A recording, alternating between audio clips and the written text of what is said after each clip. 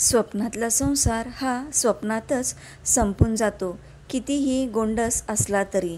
आणि संसाराचे स्वप्न साकार करायला अख्खं 3.5 अक्षरांचं आयुष्य खर्ची करावं लागतं.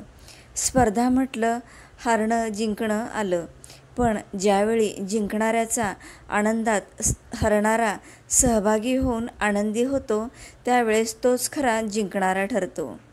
वाद जोपर्यंत संवादाच्या स्वरूपात असतो तोपर्यंत ठीक, पण जेव्हा मर्यादाबाहेर गेला की नुसता मनस्ताप. जिथं आपली कदर नाही तिथं कधीही जायचं नाही. ज्यांना खरं सांगितल्यावर राग येतो त्यांची मनधरणी करत बसायची नाही. जे नजरेतून उतरलेत त्यांचा त्रास करून घ्यायचा नाही. दुसऱ्याची विचारपूस करणे ही भावना जरी छोटी वाटत असेल तरी तिच्यात माणुसकीची भली मोठी ताकद लपलेली असते. कधी आठवण झाली तर डोळे झाकू नका. जर काही गोष्टी नाही आवडल्या तर सांगायला उशीर करू नका. कधी भेटाल तिथे एक स्माईल देऊन बोलायला विसरू नका.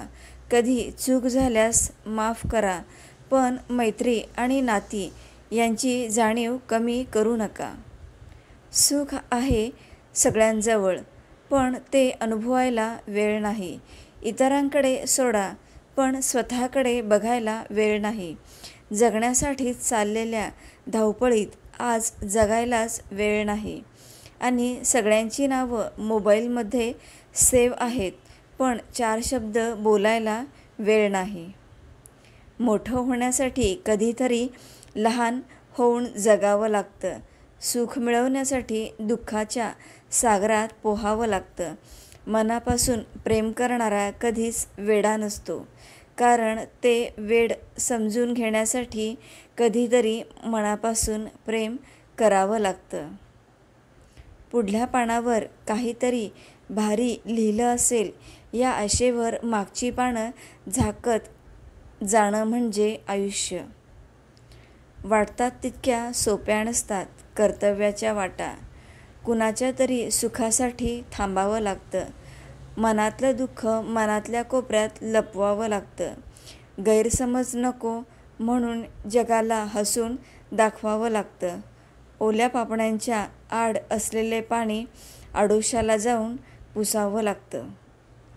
कोणताही निर्णय घेताना किंवा आयुष्याच्या वाटेवर कधीही काहीही संकट आलं तर नेहमी मनाला विचारा, कारण मन आपल्याबरोबर कधीच खोटं बोलत नाही. ते आपल्या नेहमी सोबत असतं. काटा जरी काट्यासारखा वागला तरी फुलानं आपलं फुलणं सोडायचे नसते. जीवन कितीही खडतर असले तरीही माणसानं आपलं जगणं सोडायचं नसतं. जीवनामध्ये नेहमीच सल्ल्याची गरज नसते.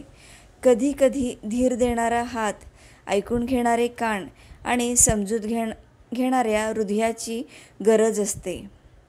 मानवी जीवन यशस्वी व्हायचा तडजोड हाही एक मार्ग आहे. माणसाने ती करायला शिकलं पाहिजे.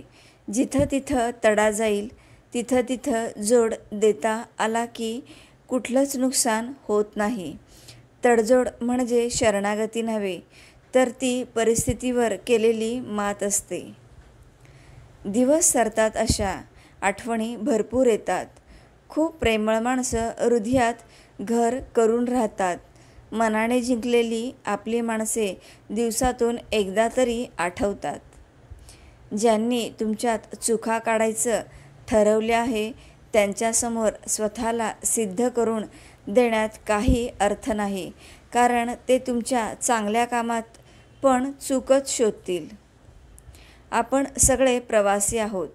आपला अंतिम मुक्काम आधीच ठरलेला आहे, म्हणून हे आपले जीवन ही एक सहल समजून तिचा आनंद घ्या. सुख ही एक मानसिक सवय आहे. ती लावून घेणं आपल्याच हातात आहे. तुम्ही स्वतःला जितकं सुखी समजाल तितकंच सुखी तुम्ही राहाल. तुमच्या सुखी राहण्यावर केवळ तुमचाच अधिकार असतो. इतर लोक तुम्हाला दुःख देऊच शकत नाही. ही गोष्ट एकदा लक्षात आली की जगणं फार सोपं होऊन जाईल. हे मन कसं असतं ना, वेगळं, मोठं, विचित्र, अहंकार, आशा, भीती यांच्या पाठशिवणीचा खेळ तिथं प्रहर चालत असतो. आपण कधी संपतच नाही. त्यामुळे माणसाचं दुःख कमी होणं जवळपास नसतं. राग आणि वादळ दोन्ही समान आहेत हे शांत झाल्यानंतरच किती नुकसान झाले आहे हे समजते. म्हणूनच नेहमी हसत राहा, चांगले विचार करत राहा, कारण चांगले विचार मनाला शुद्ध करतात. चांगल्या गोष्टी त्यांना मिळतात जे वाट बघतात. अधिक चांगल्या गोष्टी त्यांना मिळतात जे प्रयत्न करतात. पण सर्वोत्तम गोष्टी त्यांना मिळतात जे आपल्या प्रयत्नांवर अतूट विश्वास ठेवतात. आयुष्य अवघड आहे पण अशक्य नाही. संघर्षाचा काळ कितीही कठीण असला तरी सोबत निस्वार्थ योग्य मार्गदर्शन देणारा कोणी असेल तर मार्ग नक्की सापडतो. माझ्या चुका मलाच सांगा, लोकांना सांगू नका, कारण सुधारायचे मला आहे, लोकांना नाही. हरल्यावर पुन्हा जिद्दीने लढायला प्रेरणा देतात ते माझे स्वामी. मन अशांत असताना मायेने डोक्यावरून हात फिरवतात ते माझे स्वामी. संकटसमयी भिवू नकोस, मी आहे तुझ्या पाठीशी, असे म्हणतात ते माझे स्वामी. ह्या जगात कुणी कसं वागावं हे आपण नाही ठरवू शकत, पण त्यावर आपण कसं रिॲक्ट करायचं व नंतर कसे वागण्याचं हे मात्र आपलं आपण ठरवायचं असतं. आयुष्यात कधीही कोणासमोर स्वतःचं स्पष्टीकरण देत बसू नका, कारण ज्यांना तुम्ही आवडता त्यांना स्पष्टीकरणाची अजिबात गरज नसते आणि ज्यांना तुम्ही आवडत नाही ते तुमच्या स्पष्टीकरणावर कधीच विश्वास ठेवायला तयार होत नाहीत. हाती न लागणाऱ्या सुखाचा पाठलाग करण्यापेक्षा आपल्याजवळ जे आहे त्यातच समाधानी राहायचं. हव्यासापोटी निर्माण झालेले सुख हे सुख नसतं, ते फक्त मृगजळ असतं. प्रामाणिकपणे जगायचे, माणुसकी जपायची, सुख आपोआपच आपल्या पदरी पडतं. भक्तीच्या वाटेवर गाव तुझे लागले, आशीर्वाद घेण्यात मन माझे थांबले. तुझ्या भक्तीचा झरा असाच वाहू दे, पांडुरंगा, माझ्या माणसांना नेहमी तुझ्या सहवासात राहू दे. आपल्या मनातील ओझं कमी करण्याचे ठिकाण म्हणजे मैत्री. कुणी विचारलं आयुष्यात काय गेलं आणि काय मिळालं, सरळ सांगा की जे गेलं ते कधीच माझं नव्हतं आणि जे मिळालं ते देवानं माझ्यासाठीच ठेवलं होतं. श्री स्वामी समर्थ.